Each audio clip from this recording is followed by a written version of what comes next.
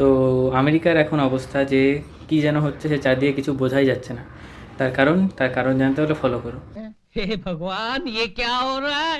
मेहरबानी करके मुझे समझाइए, मेरी समझ में कुछ नहीं आ रहा है। বলছি। তো কারণটা হচ্ছে যে ন্যাটো কান্ট্রি অর্থাৎ নর্থ আটলান্টিক ট্রিটি অর্গানাইজেশন, যার মধ্যে আমেরিকা এবং সমস্ত ইউরোপীয় দেশগুলো ছিল, যাতে আর্টিকেল 5 অনুযায়ী যে কোনো দেশের মধ্যে ন্যাটো যে কোনো দেশের উপর কোনো আক্রমণ হলে সবাই মিলে ঝাঁপিয়ে পড়বে এবং তার সাহায্য করবে। তো বর্তমানে ইরানের সাথে আমেরিকার যুদ্ধে আমেরিকা যখন ন্যাটো কান্ট্রিকে পাশে পায়নি, তখন আমেরিকা অর্থাৎ আমেরিকার প্রেসিডেন্ট ডোনাল্ড ট্রাম্প জানিয়ে দিয়েছে যে সে ন্যাটো ত্যাগ করবে। তো সেই কারণে ন্যাটো এখন ইনসিকিউরিটিতে ভুগছে যে আদৌ যে ন্যাটো কি ভবিষ্যতে থাকবে কিনা। কান্ট্রিটি হচ্ছে নরওয়ে আমেরিকার নিউক্লিয়ার আমব্রেলা ত্যাগ করেছে।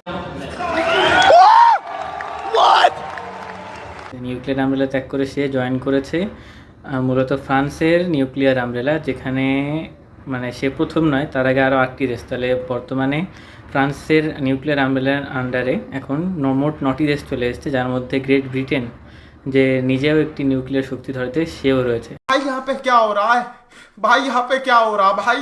এই এলাকার যে জিওপলিটিক্যাল অ্যাডভান্টেজ সেটা আস্তে আস্তে টিল্ট হচ্ছে এখন ফ্রান্সের দিকে। তো ভারতের এখন সময় যে ফ্রান্সকে কাছে টানা, সে কারণে হয়তো আমাদের ডিপ্লোম্যাটরা বুঝতে পারে এবং ফ্রান্সের সাথে বিভিন্ন রকমের ডিল করে, যার মধ্যে এখন সবচেয়ে বড় ডিল হচ্ছে 114টা রাফেল ফাইটার জেট। তো দেখা যাক ভবিষ্যতে কী হয়।